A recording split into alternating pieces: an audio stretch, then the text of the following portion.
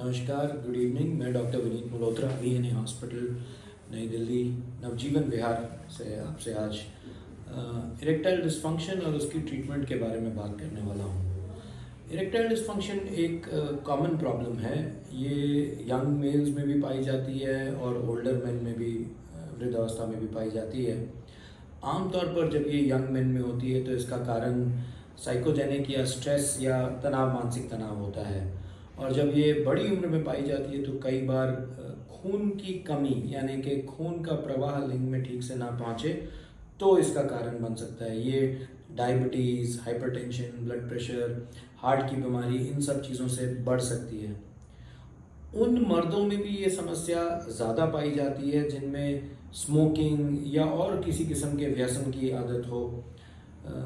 अगर कॉन्फिडेंस ना बने या किसी कारण से इंटरपर्सनल, यानी कि हस्बैंड वाइफ के बीच में जो संबंध हैं वो बिगड़ जाएं, कोई तनाव हो, तो भी ये समस्याएं बढ़ सकती हैं।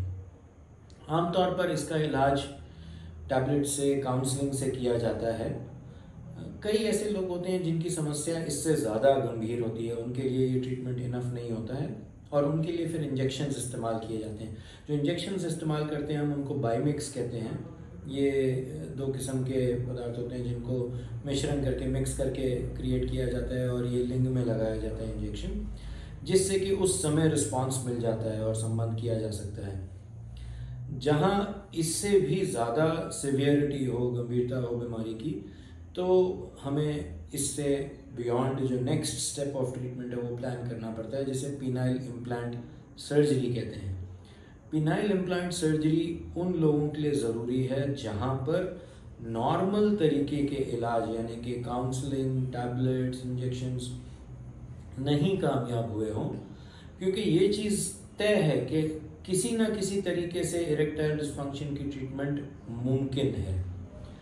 आजकल जो पीनाइल इम्प्लांट्स अवेलेबल हैं उनके साथ एक वारंटी, गारंटी भी कंपनी देती है। तो ये ना ही कि ये प्रोसीजर सेफ है, बट ये रिस्क फ्री भी हो जाता है, क्योंकि यदि इस प्रोसीजर से संबंधित कोई समस्या आती है तो वो इम्प्लांट बदला जा सकता है। ये इम्प्लांट आमतौर पर दो प्रकार के होते हैं, वो जो कि पंप के ज़रिए इस्तेमाल किए जाएं, और वो वाले इम्प्लांट्स जिनको हम मैलिएबल या सेमी रिजिड इम्प्लांट्स कहते हैं। मैलिएबल इम्प्लांट्स जो होते हैं उनमें इस तरीके का फीचर होता है कि आपने जब इम्प्लांट को इस्तेमाल नहीं करना है तो आपने लिंग को बेंड करके रखा है ताकि आपके कपड़ों के अंदर भीतरी दिखाई ना दे, और जब संबंध बनाने की आवश्यकता है तो इसको लिंग को स्ट्रेट किया जा सकता है ताकि संबंध बनाया जा सके। और क्योंकि इसमें रिजिडिटी इनफ होती है, सेटिस्फैक्ट्री होती है, इसलिए संबंध बनाने में कोई परेशानी नहीं होती। ये भी विभिन्न प्रकार के होते हैं। इसमें इंडियन शाह इम्प्लांट है जो कि इंडिया में ही डेवलप किया गया है, और इम्पोर्टेड इम्प्लांट्स हैं जो कि अमेरिकन और यूरोपियन इम्प्लांट्स हैं।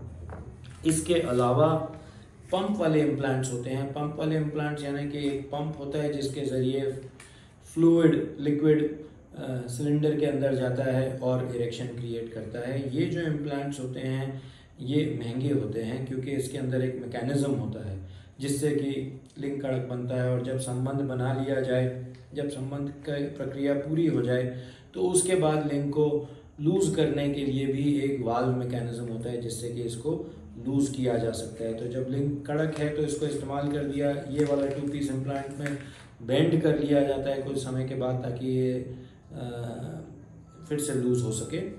और 3 पीस डिवाइस जो होते हैं उनके अंदर एक वाल्व मैकेनिज़्म होता है जिसको प्रेस किया जाए तो लिंग नरम हो जाता है।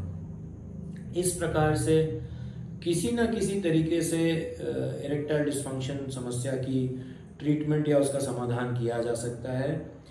यदि आप ED से सफ़र कर रहे हैं या जानते हैं किसी को जिसको इरेक्टाइल डिस्फंक्शन है और जो अभी भी परेशान है, जूझ रहा है, या तो किसी किस्म का गलत इलाज ले चुका है या इलाज पा ही नहीं पाया है, तो आप हमसे संपर्क कर सकते हैं, हमसे अपने सवाल पूछ सकते हैं। हम ज़रूर आपकी सहायता करेंगे। हमारी वेबसाइट और कॉन्टैक्ट डिटेल्स यहाँ पर दिए हुए हैं, हमें ज़रूर कॉन्टैक्ट करिए ताकि हम आपकी मदद कर सकें। धन्यवाद, थैंक यू।